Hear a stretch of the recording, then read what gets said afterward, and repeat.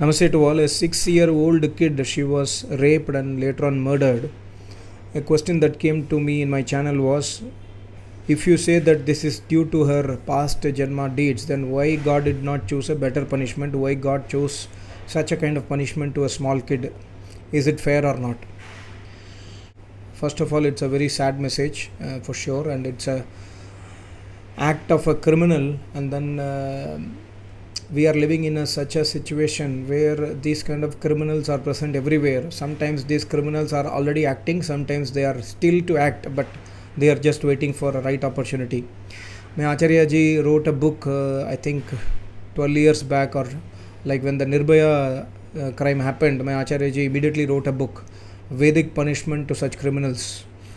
And when the government implements this kind of punishment to the criminals who are raping and murdering women, then these punishments will secure that these kind of crimes will never happen, because the punishment is so severe, so stringent, that even if somebody has this kind of mentality, they will not commit this kind of crimes. So the fault is not with Almighty God, the fault is with the ruler of the country, and the fault is with the criminals. I have made several videos in my channel on karma philosophy, but people see my channel just for time pass. People see my channel just to know information, but people do not see the channel for understanding the qualities of Almighty God, understanding the seriousness of life. So that is why such questions always come again and again in the people's mind. I don't know if the questioner who has asked this question is my regular channel viewer or not, but still, see, when we read Vedas, when we listen Vedas from Acharya, we can understand Almighty God is Shuddham Apapa Viddham.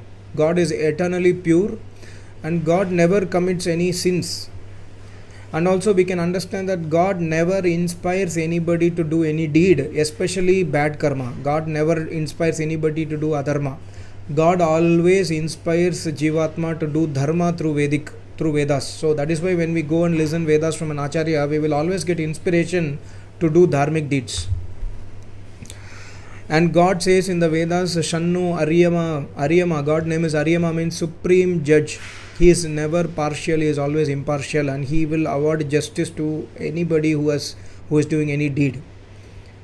And thirdly, we do not understand what is karma, and we don't understand what is the result of a karma. For example, I am driving a car, and there is a divider, and on the other side the opposite the vehicles are going in the opposite direction, and there is a truck which is coming in the opposite direction. Suddenly the driver who is driving the truck, he loses the control suddenly without his knowledge. He loses the control, the brake gets failed or something happens, the truck crosses the divider on the opposite direction and hits the car, and the person inside the car is dying.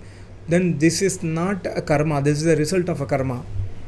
It is just happening without any control of anybody. So this is the result of a karma, or let's say a punishment awarded to a person by this kind of act. But on the other hand, the driver who is coming on the opposite side has decided to hit my car, and then he puts the gear and turns the steering wheel towards me and then cross the divider and hit me. Then it is not my result of karma, it is his karma, his free will. God says in the Vedas that I have given free will to everybody to do their deeds, but God cannot stop the deeds. If I am decided to do something, for example, I do everyday Agnihotra, I decided to put my hand in the Agnihotra fire, saying that, see, I am doing Agnihotra for 30 years. If I put my hand in the Agnihotra fire, my hand will not burn. So I will put my hand in the fire, then my hand gets burnt. Then it is not due to my result of previous Janma karma, it is my own foolishness, own free will that resulted in the burning of my hands. So in this case, even God will not stop me to put my hand in the fire, because God says in the Vedas, I have given you free will, you can do any karma, I will never stop any karma. So the questioner also asked that if God is all powerful, almighty, why he did not stop such an act? God cannot stop. It's not God's nature to stop anybody's karma, but God inspires internally. For example, when you start to do any crime, first time you are stealing, first time you are doing a sexual act which is adharma, then there will be an internal voice that will come inside us, that let's not do this kind of act, this is not right, this is adharma. And then mind will overtake, mind will say, no, let us do it, nobody is seeing it, if we do this act, then I'll get money, I will get this one, that one, I'll get this pleasure. The mind also will act. Because of lack of tapasya, mind wins over the jivatma. And from inside the jivatma, Paramatma is emanating this kind of voice, don't do it. But because we are slaves of our mind, we normally commit crimes. So this small girl who was murdered or who was raped, it is not Almighty God who is giving the result to that young child. It is the free will of another criminal who has impacted that girl child. That we must understand. And God is supreme judge. Once we understand Vedas, and to understand Vedas we must do name jap, we must do everyday tapasya. Once we understand the quality of Almighty God, we will never come into this confusion of why God did like this or why God did not stop that criminal.